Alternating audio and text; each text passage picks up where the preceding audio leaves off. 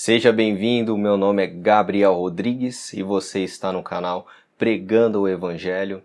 Eu gravei 2 vídeos recentemente no canal falando sobre a pornografia e dos efeitos terríveis que ela trouxe para a minha vida e qual a maneira bíblica para vencermos esse pecado e qualquer outro tipo de pecado.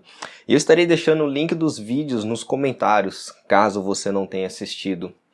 Eu ressaltei que a chave para vencermos qualquer pecado não inicia em nós, mas sim no novo nascimento, ou como o cego pode enxergar, como alguém com o coração duro pode responder corretamente a Deus, ou como um homem natural compreende as coisas de Deus, sendo que para ele são loucura. Como alguém pode buscar satisfação em Deus ao invés de buscar satisfação na pornografia? Nós precisamos nascer novamente. Precisamos de um novo coração. E quando nascemos novamente, somos revestidos do poder sobrenatural do Espírito Santo. Agora nós enxergamos o pecado de uma maneira diferente. Nós começamos a amar o Deus que antes nós odiávamos. Mas a batalha para vencermos o pecado, ela não inicia e acaba no novo nascimento, mas ela prossegue em toda a vida do genuíno cristão. A vida cristã é uma batalha, irmãos. E eu creio que esse estudo possa ser uma continuação para vencermos o pecado de pornografia e qualquer outro pecado que você esteja enfrentando.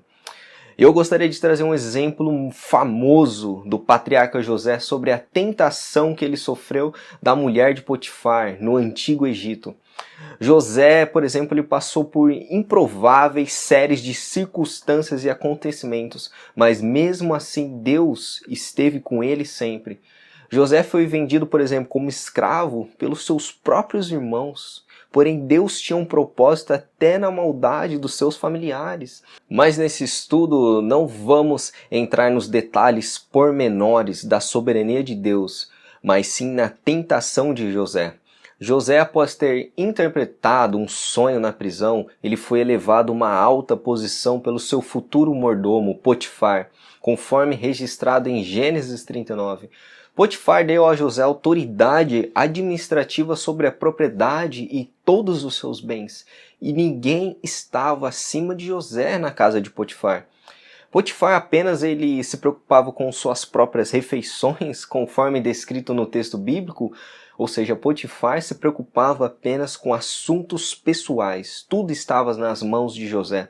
E lendo a Gênesis 39, chegamos a uma conclusão que o lugar onde José chegou foi pela providência de Deus, foi um lugar muito privilegiado. E chegando agora ao texto do nosso estudo, esse relato bíblico é de umas passagens mais conhecidas do Antigo Testamento sobre a tentação que José passou com a mulher de Potifar.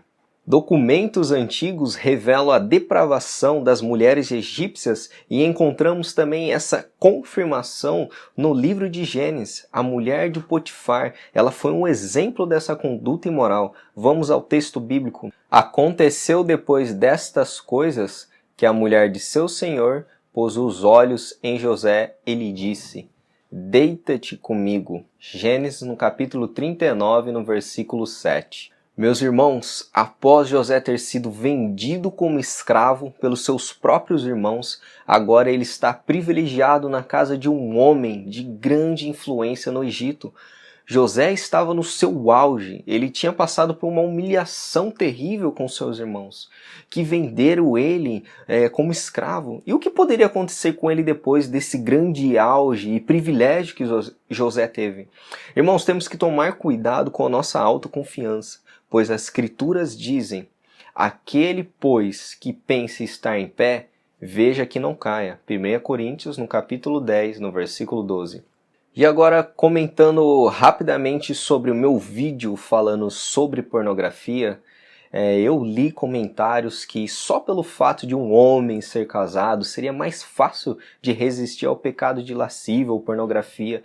Isso é um grande equívoco, pois se eu não vigiar, eu vou cair. Mesmo que Deus me dê um novo coração, eu não estou isento de ser tentado, eu preciso vigiar. E agora analisando o versículo 7 de Gênesis, a mulher de Potifar ela fez um pedido descarado ao seu mordomo José para se deitar com ele. Ele estava convicta em trair seu próprio esposo Potifar com José, um hebreu, um escravo. As escrituras elas dão fortes evidências que a mulher de Potifar cobiçou a beleza de José. Veja, meus irmãos, José estava a sós com uma mulher, a mulher de Potifar. Que situação terrível, que tentação para o homem foi o que ele passou. Potifar estava fora de casa, José poderia ter aproveitado essa oportunidade para satisfazer com um prazer transitório com a mulher de seu chefe. O verdadeiro teste do nosso caráter e principalmente do nosso cristianismo, de sermos cristãos, é quando estamos a sós e ninguém está nos vendo. Mas não se esqueça, Deus está nos vendo todo momento. José tinha essa convicção. José não tratou de maneira maldosa com seu patrão. José permaneceu com o caráter do genuíno filho de Deus. E ele disse: como, pois, cometeria eu tamanha maldade e pecaria contra Deus? Gênesis no capítulo 39, versículo 9. Muito antes da lei de Moisés ser dada, José já tinha a lei de Deus escrita no seu coração e ele reconhecia que se ele cedesse a esse pecado, ele estaria cometendo algo muito perverso e estaria pecando contra Deus. Contra Deus. Davi, semelhantemente, ele reconheceu que quando ele cometeu o adultério com a mulher Batseba e depois matou seu esposo Urias, seu maior crime não foi contra eles, mas sim contra o próprio Deus. Precisamos enxergar o pecado assim como José e Davi enxergavam, meus irmãos. O pecado é um grande mal, é um crime, é uma grande maldade, um crime cometido contra um Deus que é 3 vezes santo e digno de todo amor e adoração. Precisamos enxergar o pecado de uma maneira correta, pois foi por causa do pecado que nosso amado Senhor Jesus Cristo padeceu na cruz do Calvário.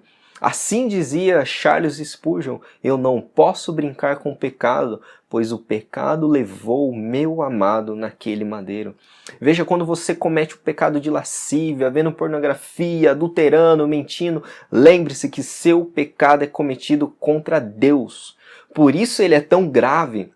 E agora, irmãos, outro ponto importante é que as tentações vindas de Satanás são persistentes nas nossas vidas. Assim foi a mulher de Potifar com José. Vamos ao texto bíblico.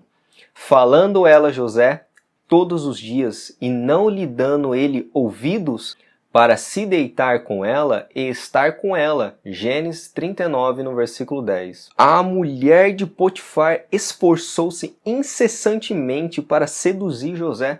Satanás nos ataca semelhantemente na nossa vida. Pedro escreve acerca disso já em sua epístola. Sede sóbrios e vigilantes. O diabo, vosso adversário, anda em derredor como leão que ruge, procurando alguém para devorar. 1 Pedro, no capítulo 5, no versículo 8. Irmãos, nós devemos ser vigilantes na batalha contra o pecado, mas para não sermos travados pelos dardos malignos, nós precisamos utilizar da mesma estratégia de José.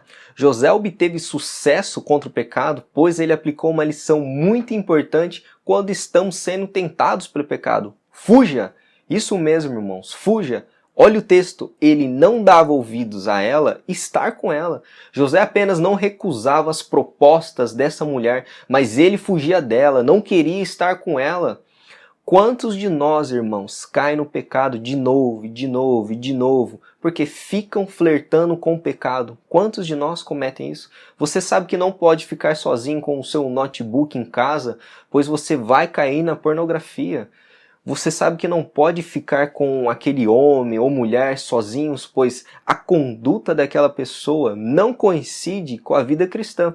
Mas mesmo assim você fica flertando com a tentação. E se você flertar com o pecado, você vai cair.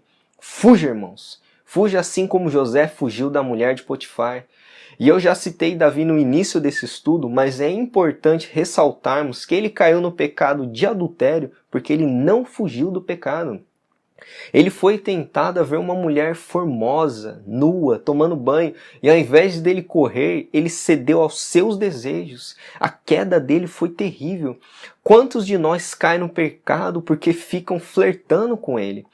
Mas o que seria flertar com o pecado? Veja alguns exemplos básicos comigo.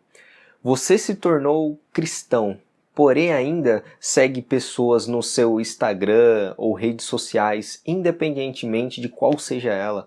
E essas pessoas postam fotos sensuais, depravadas, e você não deixa de seguir elas. Você fica cobiçando e flertando com essas fotos sensuais, e quando você menos imagina, você está vendo pornografia explícita. Ou você, por exemplo, está se relacionando com uma pessoa e ficando com ela sós, beijando ela, talvez no carro, e pode ter certeza que você vai cair. Se você flertar com o pecado e não cortar o mal pela raiz, você vai cair assim como Davi caiu. Devemos ser como José. Se o pecado vier na tela do celular, do notebook, exclua essas pessoas das suas redes sociais. Pare de seguir elas. Tome atitudes drásticas com o pecado. Muitos de nós queremos vencer o pecado, porém você está levando o pecado a sério? Você tem consciência de que essa é uma luta de vida ou morte? Jesus foi muito enfático quando nos alertou sobre isso. Veja esse texto bíblico comigo. Se o seu olho direito o fizer pecar, arranque-o e lance-o fora. É melhor perder uma parte do seu corpo do que ser todo ele lançado no inferno. Jesus disse: se os membros mais preciosos que vocês possuem de qualquer maneira chegar a ser causa de pecado, livrem-se deles. O pecado, irmãos, requer medidas tão drásticas. E se você não tomar medidas drásticas contra qualquer pecado na sua vida, você será lançado ao inferno. Essas são palavras de Jesus, não minhas. E que vocês possam enxergar o pecado, irmãos, como algo terrível e tomar medidas drásticas contra ele, assim como José teve.